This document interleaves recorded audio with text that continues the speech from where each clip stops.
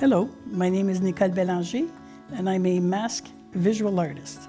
In the mask programs, I've offered in the past mural projects, ceramic murals, painted murals, digital murals, but now with the new situation with COVID, I've tweaked the program a little bit to accommodate the situation. So still in the idea of the mural, but more individual with the wax crayons and ink, and also a small ceramic clay sculpture program that I'm offering.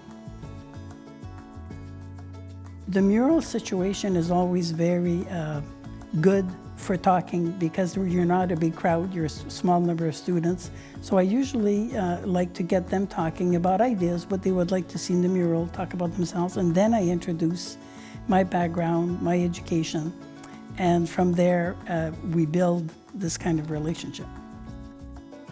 The theme that comes back often is inclusivity. We want every child or every student to feel welcome to come and work, and inclusivity makes that happen. And somehow it always works out. Everybody enjoys, and the idea is to produce together something meaningful. Because I'm a certain age and I have a background, I have formal art education, and I also have a lot of experience making my own works. I like to pass this on to students, and very often I think it's one of the rare occasions when they can actually get good ideas, good tips.